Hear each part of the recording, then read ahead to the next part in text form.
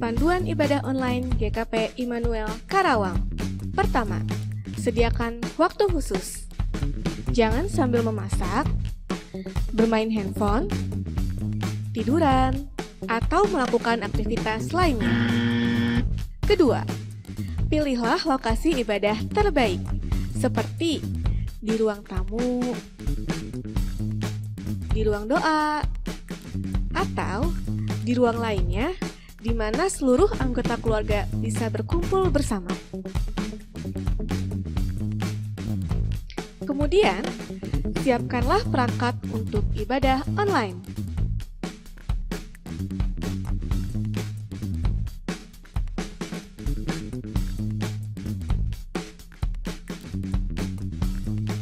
Ketiga, ajak anggota keluarga atau kerabat lainnya untuk beribadah bersama.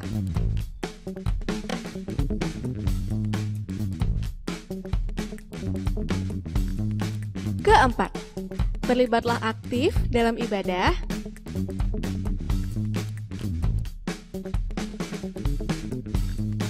Dan ikuti ibadah sampai selesai.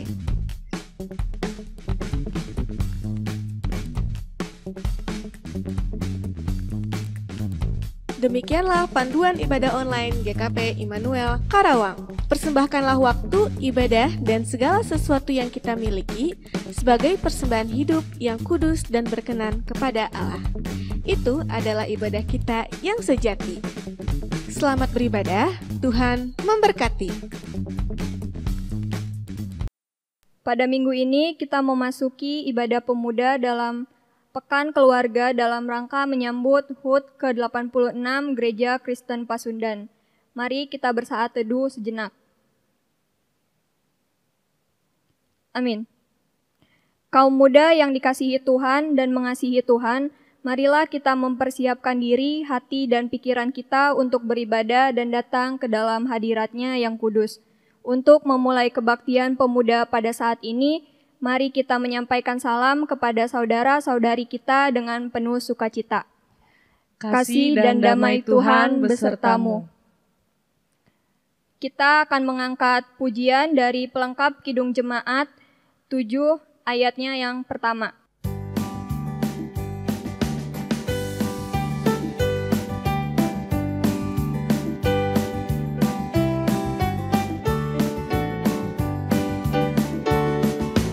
Bersyukurlah pada Tuhan, serukanlah nama-Nya, bernyanyilah bagi Tuhan, mari bermasmurlah. Pujilah Tuhan hai jiwaku, pujilah nama-Nya. Aku hendak bernyanyi seumur hidupku. Kita akan masuk ke pemberitaan firman Tuhan. Mari kita bersatu di dalam doa. Tuhan, terima kasih ya Tuhan atas segala kesempatan yang Kau berikan kepada kami ya Tuhan. Sebentar kami akan mendengarkan sebagian dari firman-Mu ya Tuhan, biar kiranya Engkau memberkati ya Tuhan, supaya segala sesuatu yang kami dengar dan kami renungkan dapat kami lakukan dalam kehidupan kami sehari-hari. Terima kasih ya Tuhan, hanya dalam nama Tuhan Yesus, haleluya, amin. Oke, untuk pemberitaan firman Tuhan akan dilayani oleh Kania. Ya, selamat malam teman-teman. Mari kita membuka Alkitab kita dari 1 Tesalonika 5 ayat 16 sampai 18. Sekali lagi 1 Tesalonika 5 ayat 1 Tesalonika 5 ayat 16 sampai 18 saya bacakan. Bersukacitalah senantiasa, tetaplah berdoa, mengucap syukurlah dalam segala hal, sebab itulah yang dikehendaki Allah di dalam Kristus Yesus bagi kamu. Sebelum kita memasuki renungan kita, akan dibacakan sepenggal teks oleh Yuni. Aku punya ayah, aku punya ibu, aku punya keluarga, aku punya saudara, aku punya teman, aku bisa sekolah, aku bisa berekspresi, aku bisa berkarya, Aku punya pekerjaan, aku punya penghasilan, aku punya kendaraan, aku punya tempat untuk pulang, aku punya rasa, aku punya cinta yang bisa aku bagi, tapi aku tidak punya rasa syukur. Itu sebabnya aku selalu merasa kurang. Nah, teman-teman, kalimat demi kalimat yang tadi dibacakan oleh Yuni sesungguhnya sedang menelanjangi kita semua bahwa terkadang kita punya banyak hal tetapi kita tidak punya rasa syukur. Mengapa demikian? Karena ada beberapa alasan sebagai berikut ini. Yang pertama, kita cenderung membanding-bandingkan diri kita dengan standar hidup orang lain. Dengan arti lain, kita insecure dengan orang lain. Memang kalau kalimat-kalimat insecure ini udah sering banget ya zaman-zaman sekarang ya, lagi ngetren banget tuh insecure. Memang sebenarnya nggak salah ketika kita belajar dari orang lain lalu refleksi dan menemukan standar hidup bagi diri sendiri. Tetapi yang menjadi fatal itu ketika kita meniru standar hidup orang lain dan menjadikan itu menjadi standar hidup kita, tapi kemudian kita nggak sanggup untuk meniru standar orang lain tersebut sehingga kita malah tidak bersyukur begitu. Jadi kalau misalnya begitu, kita tuh harus bisa menerima diri kita. Jadi sikap insecure ini sebenarnya harus dihilangkan sih. Kalau Yuni pernah merasa insecure gak sih sebenarnya? Pernah, Kak. Gimana tuh? Ya ketika orang punya kelebihan misalkan berprestasi, nah kita belum bisa berprestasi, nah di saat itu kadang suka merasa insecure gitu. Iya benar, apalagi kalau misalnya lagi kuliah begini ya, di kelas tuh banyak banget yang dia bisa gitu, dia pinter, kok gue gak bisa gitu ya. Udah berjuang tapi ya gak bisa, ya mungkin dia pinter di apa sesuai dengan akademik, tapi di non akademik kita nggak tahu, mungkin dia nggak bisa. Aku bisa di non akademik, dia bisa di akademik. Sebenarnya kita harus saling menerima aja sih, gak usah menjadikan standar hidup orang lain itu menjadi standar hidup kita. Terus yang kedua itu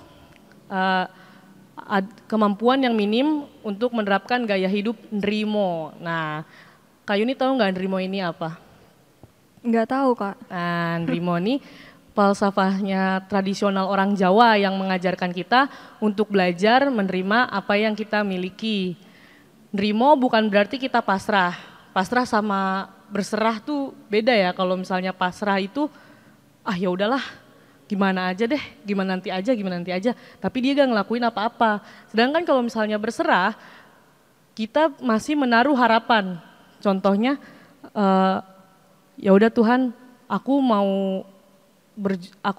terserah Tuhan aja, berserah kepada Tuhan, aku mau kuliah di mana aja, tapi Tuhan, aku tetap menaruh harapan, misalnya aku mau masuk FK dengan cara lindungi aku, berkati aku, beri aku hikmat dalam setiap aku belajar begitu. Berarti kan di situ dia masih ada perjuangan untuk menggapai mimpinya gitu ya. Tapi dia tetap berserah, apapun keputusan Tuhan, dia tetap akan menerimanya gitu. Tapi kalau pasrah ini kan ya dia ya udahlah terserah Tuhan aja, berjuang enggak, apa juga enggak begitu ya kan.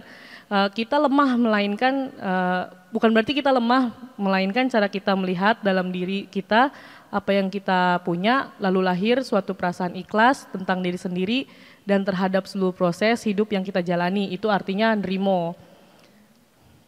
Yang ketiga, kita senang dengan budaya gaya hidup yang instan. Kalau makan senangnya yang instan atau yang enggak? Yang instan. Iya, yang instan lagi malam-malam, yang instan makan apa ya? Mie pasti ya, mie. Nah, budaya hidup instan ini tidak lagi semata-mata menjadi budaya yang asing gitu ya, malah udah jadi kebiasaan buat kita gitu untuk mendapatkan sesuatu yang diinginkan dengan mudah dan cepat. Budaya hidup instan yang tercipta seiring dengan kemudahan dan kemajuan teknologi. Budaya gaya hidup instan membuat orang cenderung ingin menjadi populer dan terkenal di media dengan instan. Biasanya kalau terkenal di media dengan instan tuh gimana sih Kak biasanya tuh kalau sekarang? Biasanya tuh ini ya kalau misalnya main TikTok gak tuh? Enggak. Enggak ya, aku main TikTok, tapi buka-buka doang. Tapi biasanya kalau di FYP tuh, kalau beranda namanya FYP ya, tuh banyak orang tuh yang pansos. Biasanya mereka tuh mau viral tapi dengan hal yang lain gitu, dengan hal yang aneh. Misalnya ngevideoin orang lah, apalah, kan jelas-jelas kalau ngevideoin orang tanpa izin kan sebenarnya melanggar hukum ya. Jadi gimana caranya biar viral, biar terkenal secara instan begitu, dan bisa juga mendapatkan pendidikan dengan jalur yang tidak wajar. Waduh, ngerti gak nih maksudnya apa nih? Mau masuk ke universitas A, susah, ya sudah, ada pelicin begitu. Itu kan instan ya, capek-capek belajar SBM, SNM ngapain gitu ya.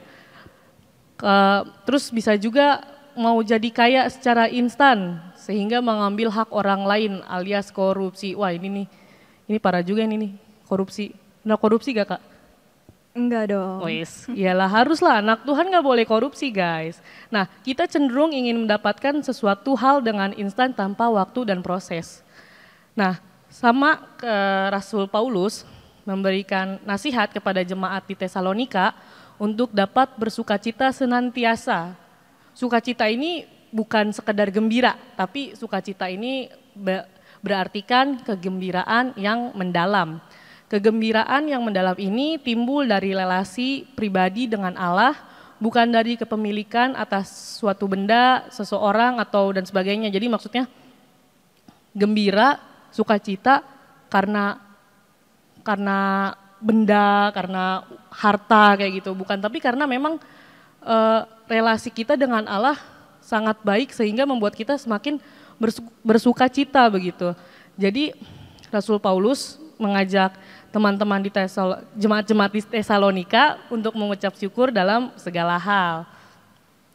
Mengucap syukur ini digambarkan bukan sebagai ucapan yang keluar dari mulut semata, tetapi lahir dari dalam hati. Artinya ketika seseorang bersukacita, maka ia akan mampu mengucap syukur. Firman Tuhan ini berlaku bagi kita saat ini. Saat kita menyadari bahwa Allah telah melakukan banyak hal baik di dalam hidup kita, maka sangat mungkin bagi kita untuk bersukacita dan mengucap syukur. Tuhan mengajarkan kepada kita untuk bersyukur dalam segala hal, bukan bersyukur atas segala hal.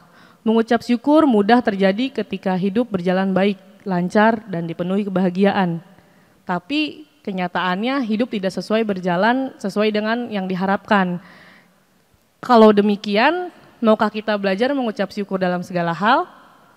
Mungkin gak sih menurut Kak Yuni, ketika apa yang kita mau beda gitu sama yang terjadinya gitu?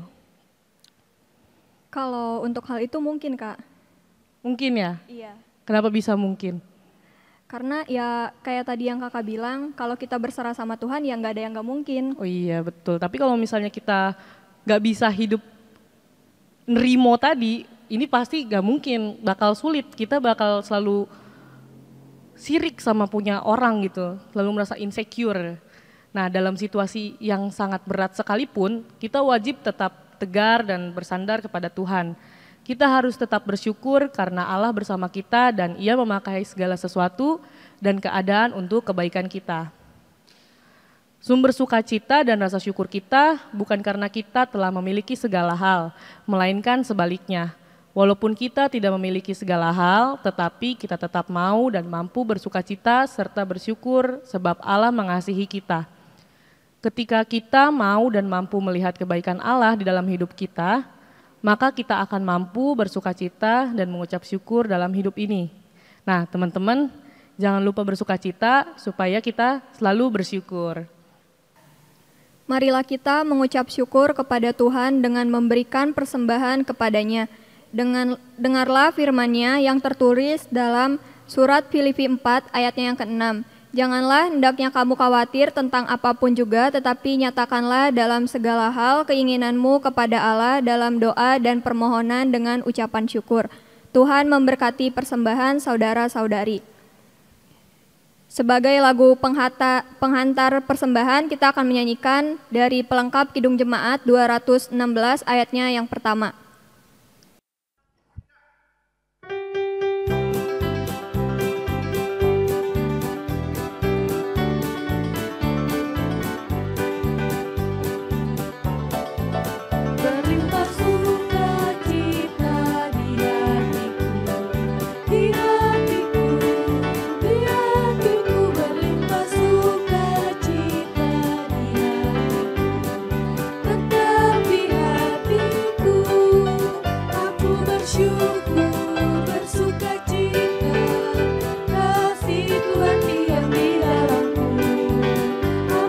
bersyukur, bersukacita, kasih Tuhan diam di dalamku.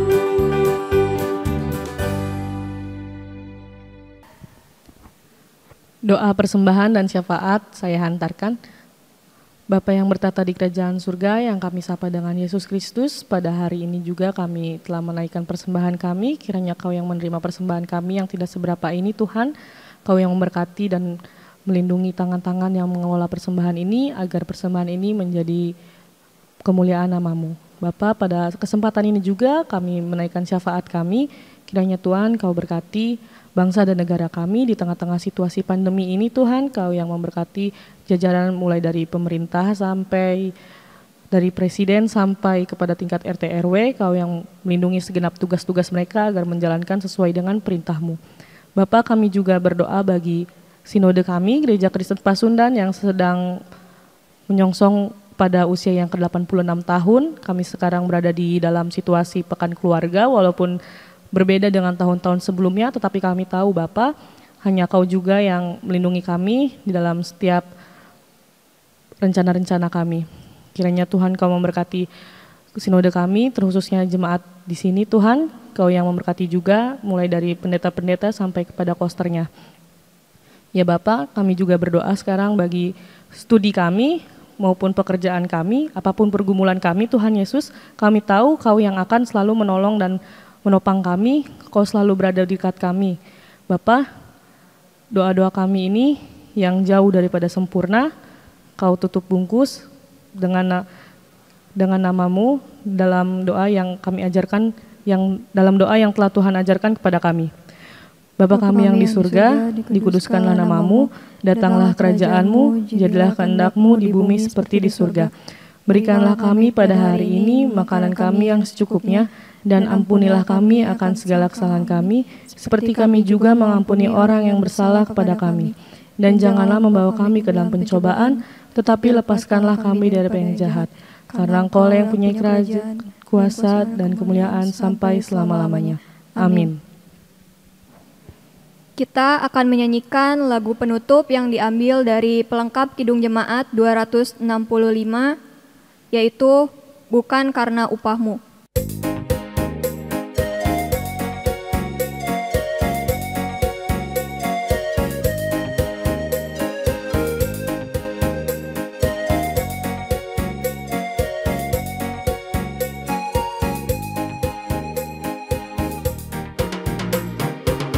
Bukan karena upahmu dan bukan karena kebajikan hidupmu, bukan persembahanmu dan bukan pula hasil perjuanganmu.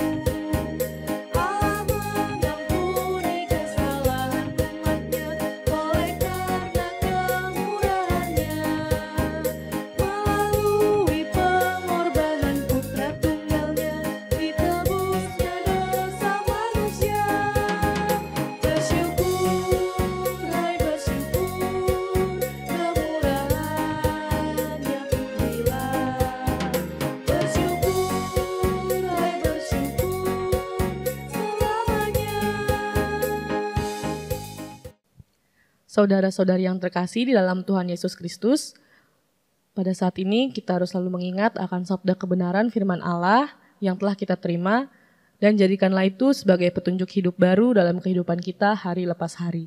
Mari kita memohon berkat dari Tuhan. Anugerah Tuhan Yesus Kristus, pengasihan Allah Bapa, persekutuan dengan Roh Kudus, kiranya menyertai kita sekalian dari sekarang sampai selama-lamanya. Haleluya. Amin.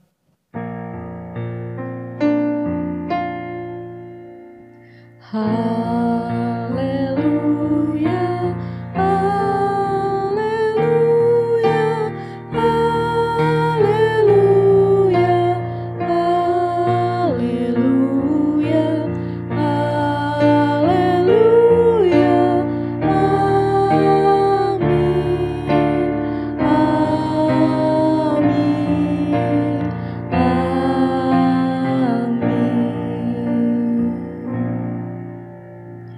Ibadah telah selesai. Tuhan Yesus Yesus memberkati. memberkati.